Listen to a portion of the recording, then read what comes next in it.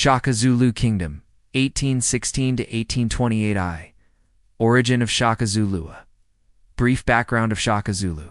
It's necessary to understand the Zulu Kingdom in South Africa. Shaka was born around the year 1787 and grew up under the reign of his father, Mfecane, the chief of the Zulu clan. However, his father hardly acknowledged him as his son, and he grew up without a mother as she died when he was still very young.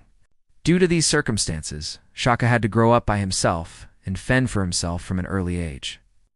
He became a skilled hunter and warrior and gained respect among the Zulu people for his bravery and military skills. He was also very intelligent and understood the political climate of the time. All these factors contributed to him becoming a great leader. When Shaka took over the Zulu Kingdom in 1816, it was much smaller than it would become under his rule. But despite its small size, it was already a formidable power. The Zulus were known for their fierce warriors and their ability to fight as a team. They had a strong sense of community and were willing to sacrifice everything for their king and their people. To rise to power after taking over the Zulu Kingdom, Shaka implemented a series of reforms that would transform the Zulu way of life. Firstly, he reorganized the army, which was made up of various clans that were loyal to the king. He introduced a new weapon, the assegai, which was a short stabbing spear that was very effective in close combat. This weapon, together with the shield, became the trademark of the Zulu army. He also introduced a new fighting formation called the buffalo horn, which was very effective in battle. This formation consisted of two groups of warriors who would flank the enemy and attack them from two sides, just like a buffalo would charge its prey. Secondly, Shaka implemented a system of absolute authority in the Zulu Kingdom. He demanded complete obedience from his subjects, and anyone who disobeyed him was banished from the kingdom. He also introduced a new system of taxation, which everyone had to pay in the form of labor. Everyone in the kingdom had to work on public projects, such as building huts for the king or working on his fields. Those who did not work were seen as lazy and unproductive and were punished severely.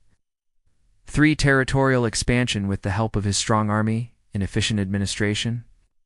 Shaka embarked on a campaign to conquer the surrounding territories, fought many battles against the local chiefs and kings, and his army's success rate was very high. He was able to expand the Zulu Kingdom to include present-day South Africa, Swaziland, Lesotho, and Mozambique. His empire was vast and powerful, and it would have been even greater if he had not been killed in 1828. 4. Decline of the Zulu Kingdom. Death of Shaka Zulu was a turning point in the history of the Zulu Kingdom.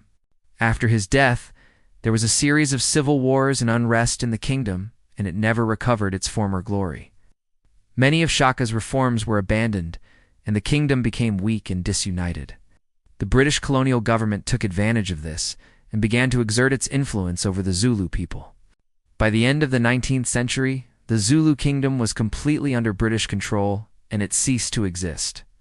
5. Legacy of Shaka Zulu. Despite the short duration of his reign, Shaka Zulu had a significant impact on the history of South Africa. He is remembered as a great warrior, a brilliant military strategist, and a visionary leader. He is credited with uniting the Zulu people and transforming them into a powerful force to be reckoned with. His legacy continues to inspire the people of South Africa, and he remains one of the most important figures in their history. In conclusion, the Shaka Zulu Kingdom was a powerful and influential force in the history of South Africa.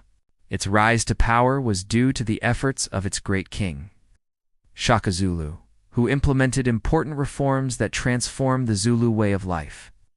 Its territorial expansion was impressive, and it would have become even greater if Shaka had not been killed in 1828. The death of Shaka led to the decline of the kingdom and its eventual conquest by the British. However, the legacy of Shaka Zulu lives on, and he remains one of the most important figures in South African history.